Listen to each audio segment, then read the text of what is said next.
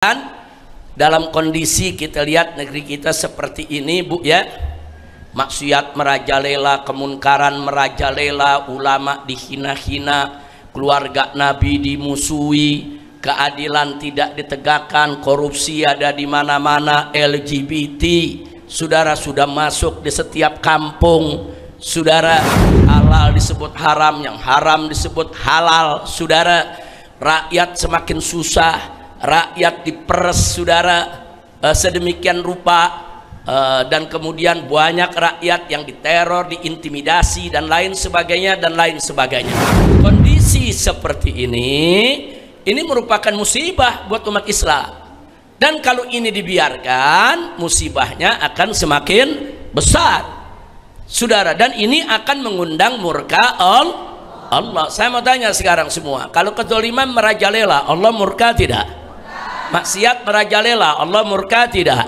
LGBT merajalela, Allah murka tidak? Korupsi merajalela, Allah murka tidak? Murka rakyat dibikin susah, Allah murka tidak? Murka ulama dihina-hina, Allah murka tidak? Keluarga Nabi dimusuhi, Allah murka tidak?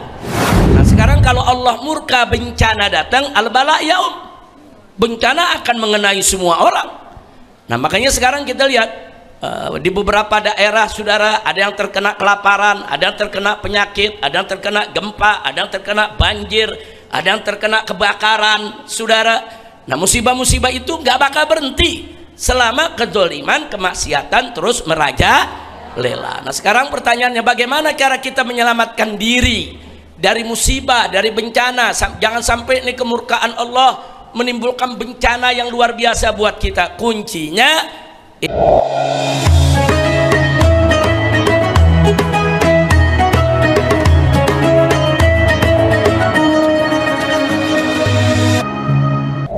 kepada segenap para ummahat, para akhwat, para ustadzah, para syaraif yang sangat saya cintai dan semoga senantiasa dimuliakan Allah Subhanahu wa taala.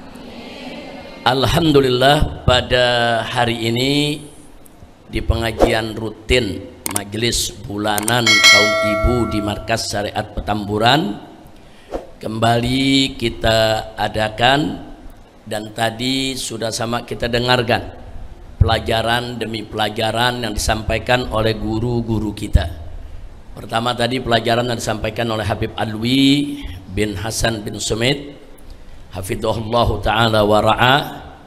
Kemudian dilanjutkan dengan pelajaran yang disampaikan oleh Habib Muhammad bin Hadi Al-Habsyi, hafidhahullahu ta'ala wa ra'ah. Kemudian tadi juga sudah sama kita dengarkan qasidah demi qasidah, nasyid demi nasyid yang disampaikan, dibawakan oleh putri-putri saya. Mudah-mudahan semua pelajaran, qasidah, anasyid yang disampaikan bisa menjadi penyebab turunnya rahmat dan barakah. Amin ya rabbal alamin. Hari ini saya punya putri Sarifah Najwa yang biasa menyampaikan materi fikih wanita. Hari ini tidak bisa hadir karena putrinya sakit, sehingga harus merawat putrinya. Kita doakan semoga putrinya Allah berikan sehat walafiat. Dan yang kedua, yang hari ini juga tidak bisa menyampaikan pelajaran, yaitu guru kita Habib Muhammad Hanif bin Abdurrahman Al-Attas, karena saat ini beliau sedang ada di Jawa Timur dalam rangka mengikuti ujian disertasi S3-nya. Nah, jadi doakan semoga lulus dengan nilai bagus, dan mudah-mudahan nanti Habib Hanif gelar doktornya itu manfaat buat umat, manfaat buat perjuangan dakwah. Amin ya rabbal alamin. Jadi kita maklumi beberapa guru-guru kita tidak hadir, tapi mudah-mudahan itu sama sekali tidak mengurangi yaitu hikmah barakah yang kita dapatkan pada pengajian ini, insya Allah. Nah ibu-ibu yang saya cintai, pada kesempatan ini tidak banyak yang ingin saya sampaikan berkaitan dengan materi pengajian. Hanya saya ingin mengajak semua ibu-ibu melihat situasi dan kondisi kita punya negeri yang banyak persoalan, banyak problem yang memang harus kita selesaikan bersama-sama. Tidak melulu kita mengandalkan pemerintah, tapi kita harus kompak, harus bekerja sama bahu-membahu mengatasi segala problem yang terjadi di kita punya negeri. Nah, salah satu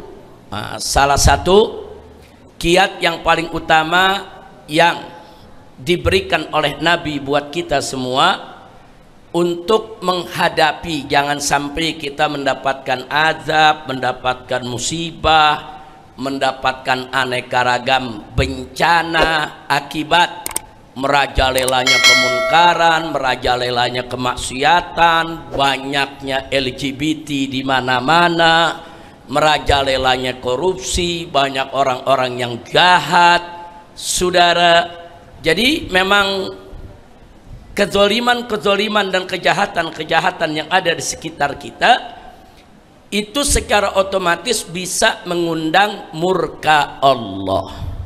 Nah, kalau Allah sudah murka akan ada bencana. Kalau bencana datang semuanya akan kena. Na'udzubillah min dzalik. Nah, karena itu saudara, apa sih kunci yang dikasih oleh Nabi? Salah satunya Nabi meninggalkan kepada kita al-istighfar, banyak-banyak istighfar. Suatu hari, yaitu pada malam hari, suatu malam Nabi kita Sayyiduna Muhammad sallallahu alaihi wasallam pernah membaca surat Al-Maidah. Jadi bacaan Nabi tenang, bacaannya enak di malam hari. Nah, di salah satu malam yang Nabi tahajud, Nabi membaca surat Al-Maidah. Surat Al-Maidah itu, Bu, ada 200 ayat. Nah, begitu Nabi baca dengan tenang, ayat demi ayat, ayat demi ayat. Nah, ingat, Bu, ya, Nabi kalau baca Quran nggak pernah terburu-buru. Nabi kalau baca Quran tidak pernah terburu-buru. Nabi itu kalau baca Quran tenang, dari ayat ke ayat, betul-betul diresapi. Nah, itu yang patut dicontoh oleh umatnya, insya Allah. Nah, begitu Nabi sampai ke ayat 118, dalam satu riwayat diceritakan ayat itu berbunyi, saudara, tentang doanya Nabi Isa alaihissalam. Tatkala Nabi Isa mengatakan kepada Allah subhanahu wa ta'ala, in tu'adzibhum fa innahum ibadu wa in takfir lahum fa innaka antal azizul hakim.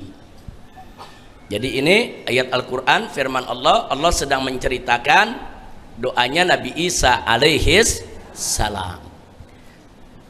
Jadi begitu sampai ayat ini Nabi berhenti, terus Nabi ulangi lagi pembacaan ayat tersebut. In tu'adzibhum fa innahum ibaduk wa in takfir lahum fa innaka antal azizul hakim. Nabi berhenti lagi, kemudian diulangi lagi oleh Nabi ayat tersebut sampai Nabi meneteskan air mata sambil mengangkat kedua tangan memohon kepada Allah, ya Rabb ummati ummati, ya Allah, bagaimana aku punya umatku, ya Allah, tolong aku punya umat. Jadi ada apa dengan ayat tadi, saudara? Ayat tadi berkenaan tatkala Nabi Allah Isa alaihissalam, kita tahu bagaimana penderitaan Nabi Isa, dicaci, dicerca, difitnah, dimusuhi, saudara, bahkan mau dibunuh oleh Bani Israel, saudara. Nah, ketika umat Nabi Isa sudah kelewat batas melawan Nabi, saudara, memang karakter daripada bangsa Israel ini selalu melawan para nabi. Nabi dilawan, Nabi dihina, Nabi disiksa, Nabi dibunuh, saudara. Nah ternyata Nabi Isa alaihissalam pun mengalami hal serupa sebagaimana dialami oleh nabi-nabi Bani Israel sebelumnya. Nah kali ini saudara, kejahatan yang dilakukan, kebiadaban yang dilakukan oleh umat Nabi Isa sudah kelewat batas. Akhirnya Nabi Isa, saudara, berserah diri kepada Allah dengan doanya tadi, in tu'adzibhum fa innahum ibaduk. Ya Allah, kalau kau mau azab mereka, maka mereka adalah hamba-hambamu juga.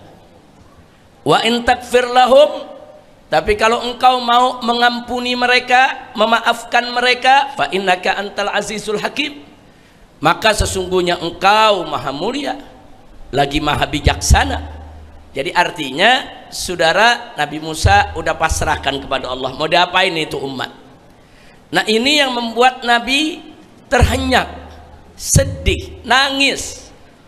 Kenapa Nabi nangis? Karena Nabi juga menghadapi umatnya. Bahkan saudara, kala itu Nabi lagi menghadapi tantangan orang-orang kafir Quraisy, sebagaimana Allah ceritakan di dalam Al-Quranul Karim, yaitu Allah ceritakan dalam surat Al-Anfal.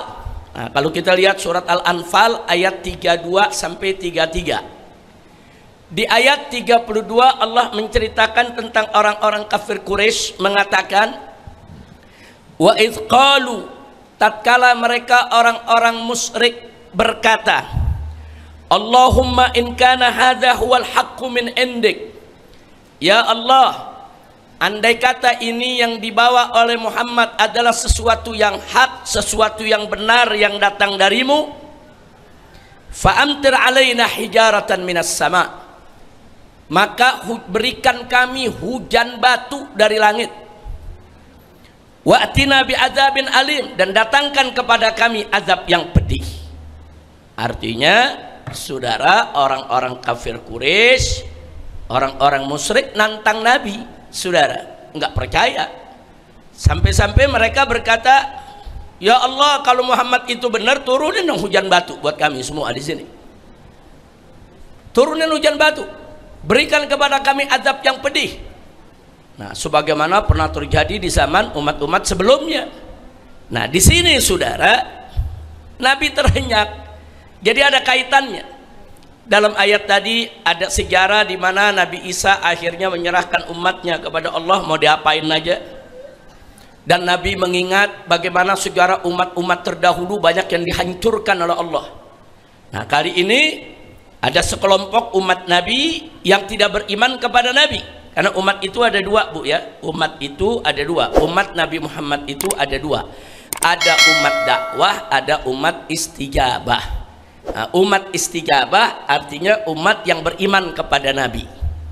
Umat dakwah artinya seluruh umat manusia yang wajib beriman kepada Nabi, baik dia orang Islam maupun bukan Islam, semuanya wajib beriman kepada Nabi. Itu disebut umat dakwah.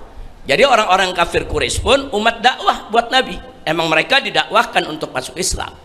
Nah, kali ini mereka nantang-nantang, kalau memang Muhammad itu benar, ya Allah turunkan aja hujan batu kepada kami, nah, berikan aja kami azab yang pedih, saudara.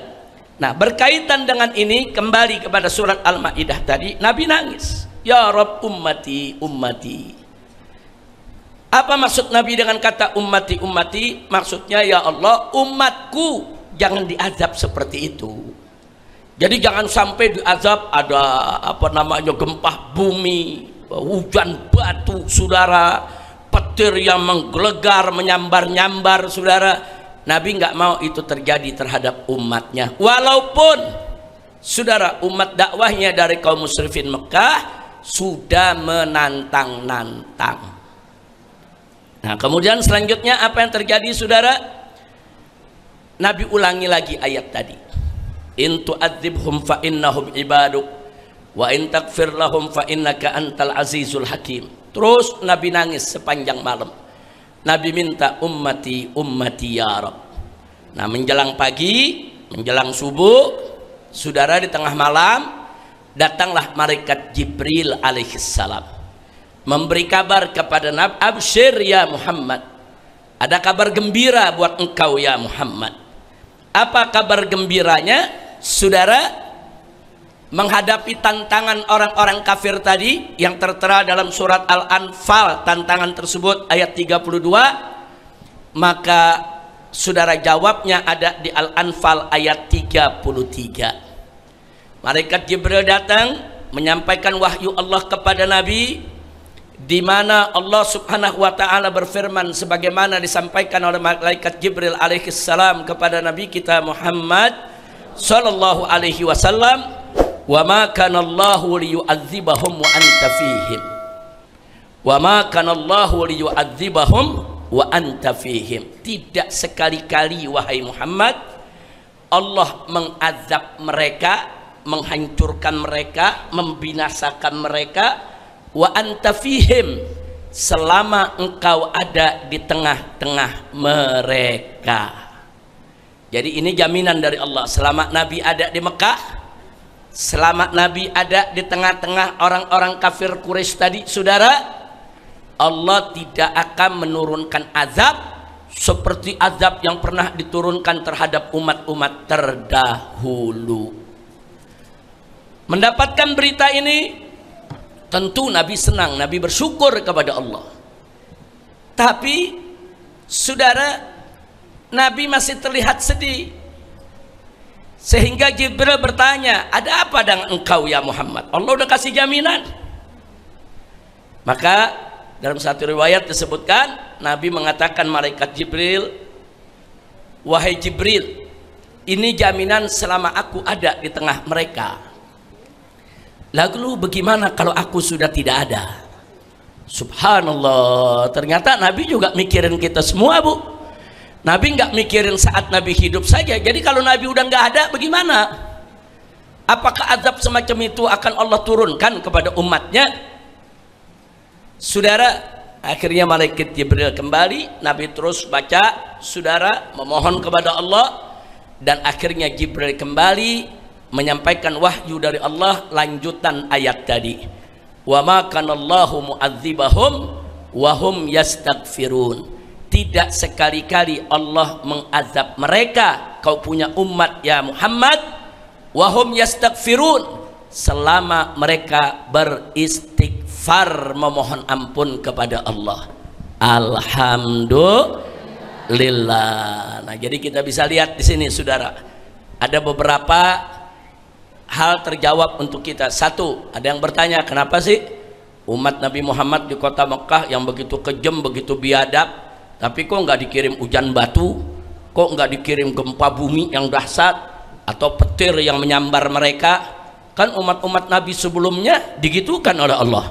Jawabnya, justru karena itu permohonan Nabi, saudara. Nabi nggak mau umatnya diperlakukan seperti itu, karena Nabi selalu berharap umat tersebut akhirnya sadar untuk masuk ke dalam Islam.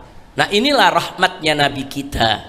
Makanya Allah mengatakan dalam Al-Quran, wa ma arsalnaka illa rahmatan lil alamin. Jadi salah satu bentuk rahmat yang dimiliki oleh Nabi ini, sampai kepada orang-orang kafir pun, saudara, Nabi punya sikap yang sedemikian rupa. Jangan apalagi kepada umatnya, kepada orang kafir aja Nabi nggak mau sampai datang balak yang begitu, apalagi umatnya. Yang kedua, saudara, pelajaran juga buat kita, saudara, karena Allah tadi mengatakan wa ma kana Allahu liyu'adzibahum wa anta fihim. Tidaklah Allah mengazab mereka selama engkau ada di tengah-tengah mereka.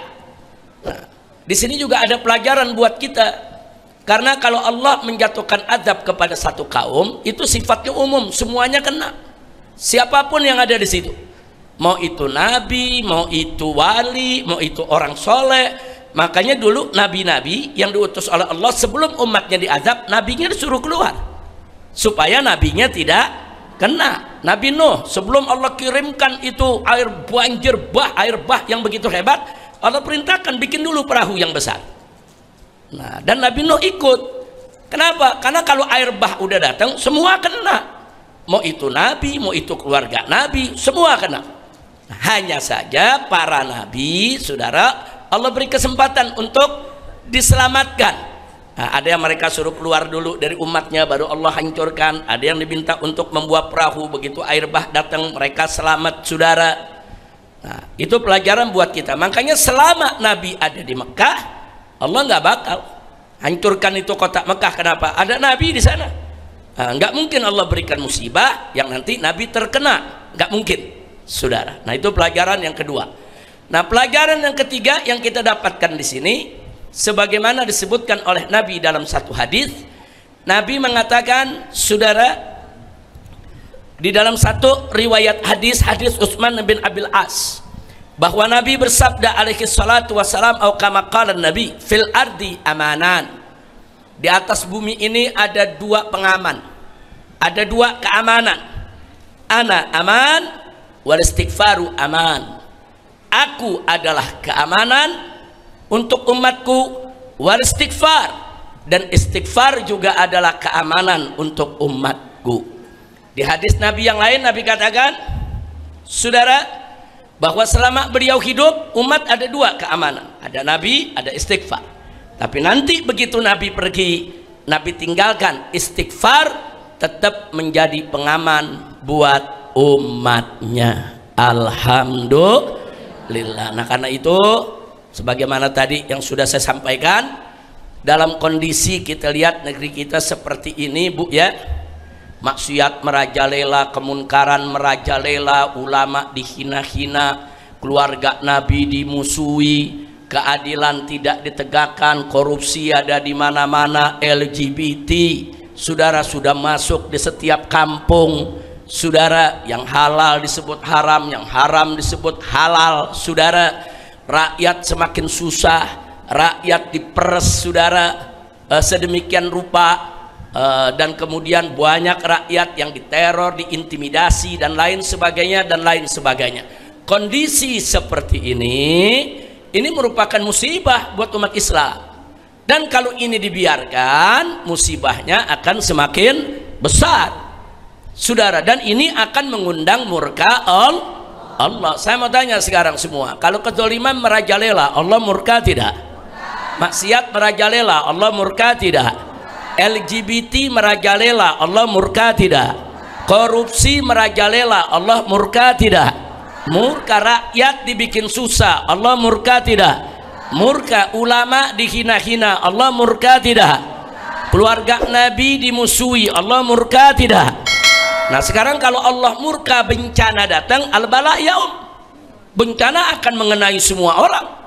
Nah, makanya sekarang kita lihat di beberapa daerah, saudara, ada yang terkena kelaparan, ada yang terkena penyakit, ada yang terkena gempa, ada yang terkena banjir, ada yang terkena kebakaran, saudara.